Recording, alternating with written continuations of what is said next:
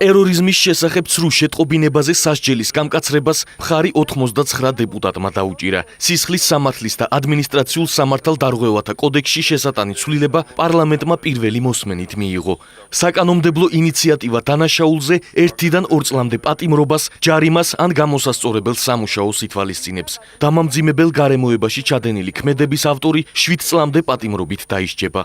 მოგეხსენებათ, ბოლო პერიოდში განსაკუთრებით შემაწუხებელი გახდა ასეთი ზარები და ამიტომ აუცილებელი იყო სწორედ პრევენციის სახით ასეთი ზომის გატარებაც და აუცილებელია ასევე ადმინისტრაციულ სამართალდარღვევათა კოდექსშიც შესაბამისი ცვლილებების განხორციელება, რათა იმ შემთხვევაში თუ ამას არასრულწლოვნები აკეთებენ, შესაბამისი პასუხისმგებლობა დაეკისროთ. სამართალდარღვევასთან დაკავშირებით სანქციების გამკაცრება ავტომატურად სტატისტიკა აჩვენებს, რომ არ იწვევს აი ამ პრობლემის მოგვარებას.